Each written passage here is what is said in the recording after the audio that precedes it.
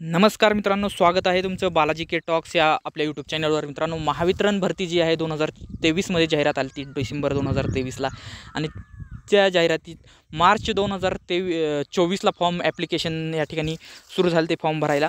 आणि तिथून नंतर एक 4-5 महिने सतत या ठिकाणी परीक्षेत डेट वाढवून देण्यात आल्या होत्या.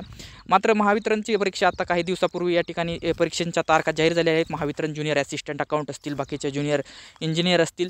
तर ज्युनियर ॲसिस्टंट अकाउंट म्हणजे या ठिकाणी कॉमर्स जे विद्यार्थी आहेत ज्यांनी ज्युनियर ॲसिस्टंट अकाउंटसाठी जो फॉर्म भरलेला आहे, तर त्या पदासाठी परीक्षेत बदल झालेला आहे. आणि तो बदल या ठिकाणी अशाप्रमाणे केलेला आहे. प्रोफेशनल नॉलेज 25 प्रश्न असणार आहेत 50 मार्क्ससाठी. आधी प्रोफेशनल नॉलेजवर संपूर्ण या ठिकाणी महावितरणचा भर तो दिसत होता. मात्र आता काय केलं आहे, 50 प्रश्न या ठिकाणी भर जो कमी केलेला आहे.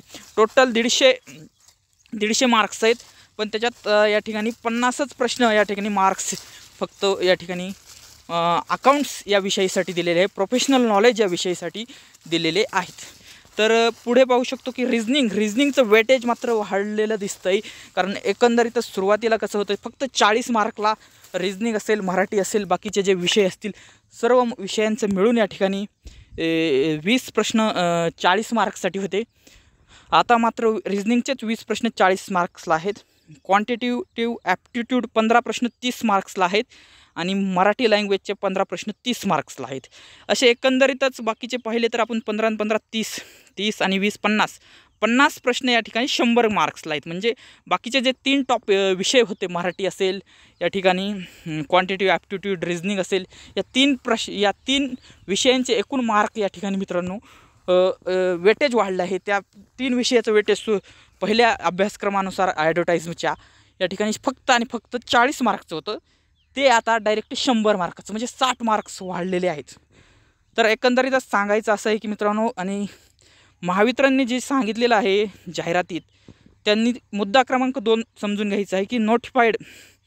तर या ठिकाणी सांगितलेले कॅन्डिडेटला या ठिकाणी मॉडिफिकेशन होण्याची शक्यता सांगितली होती त्यांनी. Online examination structure as advertisement earlier under the advertisement at clause number 6.2 म्हणजे 6.2 नंबरचा मुद्दा पाहू शकता तुम्ही पहिल्या जाहिरातीत.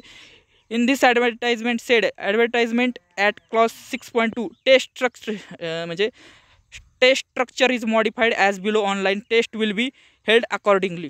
तर मित्रांनो, या ठिकाणी टेस्ट म्हणजे जी परीक्षा आहे ती या ठिकाणी मॉडिफाय करण्यात येऊ शकते असं सांगितलेलं आहे. त्यामुळे या ठिकाणी या बाबतीत आता काहीही होऊ शकत नाही, कारण महावितरणने या ठिकाणी डिसिजन घेतलेला आहे.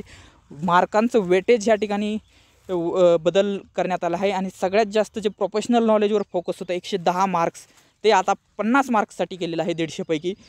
म्हणजे जवळपास 60 मार्क्स या ठिकाणी मायनस केलेले आहेत प्रोफेशनल नॉलेजचे, आणि बाकी रिझनिंग, क्वांटिटेटिव्ह ॲप्टिट्यूड, मराठी लँग्वेजचे मिळून या ठिकाणी एक 100 मार्क दिलेले आहेत.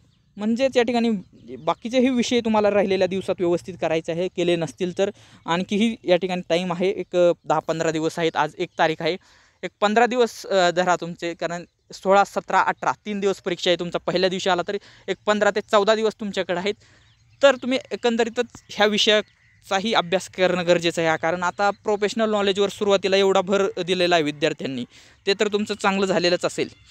परंतु आता रिझनिंगला बी तुम्हाला महत्त्व द्यावे लागेल. रिझनिंगचे तुम्हाला लेक्चर्स पाहावे लागतील, रिझनिंगची प्रॅक्टिस करायला लागेल. क्वांटिटेटिव्ह ॲप्टिट्यूड असेल, मराठीचं जे बेसिक आपलं ग्रामर असतं तेही तुम्हाला कवर करावं लागणार आहे.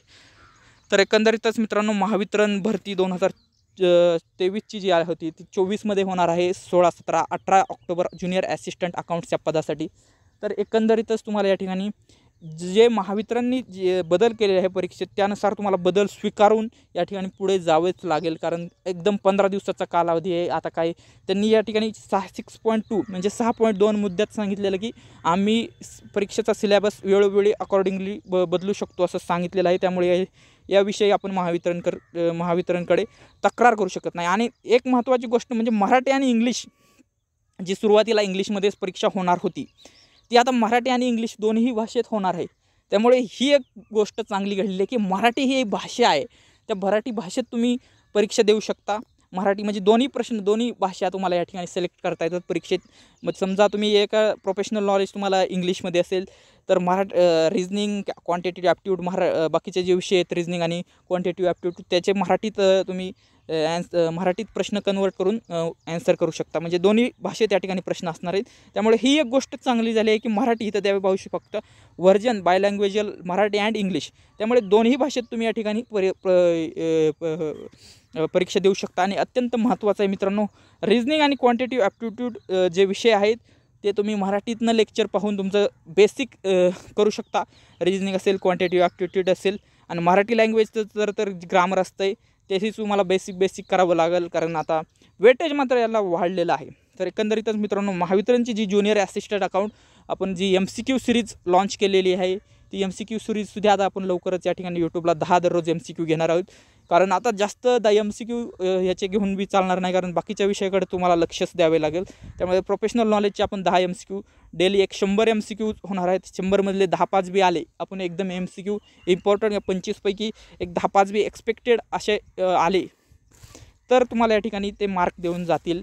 आणि तुमचा या ठिकाणी पहिला अभ्यास आहे तो तर आहेच. तर मित्रांनो, महावितरण ज्युनियर असिस्टंट अकाउंट या ठिकाणी मित्रांनो भरती निघाली होती. त्या भरतीतील परीक्षेमध्ये अशा प्रकारचा बदल झालेला आहे. प्रोफेशनल नॉलेज जे पहिले 110 मार्क्सला होतं ते आता फक्त 50 मार्कला आहे, म्हणजे 60 मार्क्स कमी झाले आहेत. आणि बाकीच्या विषयाला या ठिकाणी 100 मार्क झाले आहेत, म्हणजे 40चं 100 म्हणजे 60 मार्क त्यांचे वाढलेले आहेत. तर एकंदरीतच मराठी आणि इंग्लिश दोन्ही भाषेत ही परीक्षा होणार आहे. ही मी पुन्हा सांगतोय, कारण पहिले जी जाहिरात होती त्याच्यात या ठिकाणी इंग्लिशच असा उल्लेख होता. मात्र आता ही जी बदल झालेला आहे परीक्षेत त्याच्यात मराठीतसुद्धा या ठिकाणी ही एक चांगली गोष्ट आहे, पॉझिटिव्ह गोष्ट बघण्याचं विद्यार्थ्यांची मागणी होती की मराठीतही परीक्षा देता यावी. तर दोन्ही भाषेत प्रश्न असणार आहेत. तर यामुळे या ठिकाणी ही एक चांगली गोष्ट घडलेली आहे.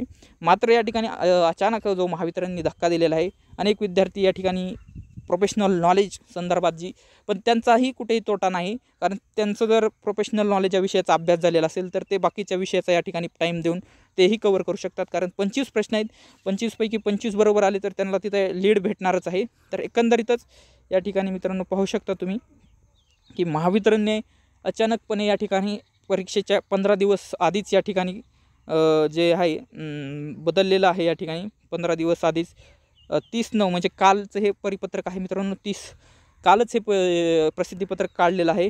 आणि अचानकपणे धक्का बसलेला आहे विद्यार्थ्यांना. पण घाबरून जाण्याची काही गरज नाही. तुम्ही बाकीचे तुमचं प्रोफेशनल नॉलेज व्यवस्थित असेल तर reasoning, quantity, aptitude, Marathi language ह्या 3 विषयाला जरा जास्त वेळ द्या. आणि प्रोफेशनल नॉलेज याविषयी आपण 10 MCQ दररोज, आज आपला व्हिडिओ येणारच आहे, दररोज 10 MCQची एक सिरीज मी आणणार आहे. एक 10 ते 11 लेक्चर होतील आपले, त्यामुळे त्याचंही टेन्शन तुम्ही घ्यायचं नाही. त्यामुळे व्हिडिओ आवडला असेल तर व्हिडिओला लाईक, शेअर, कमेंट करा. बालाजी के टॉक्स या यूट्यूब चॅनलला स्पर्धा परीक्षांच्या माहितीसाठी सबस्क्राईब करा. व्हिडिओ पाहिल्याबद्दल धन्यवाद.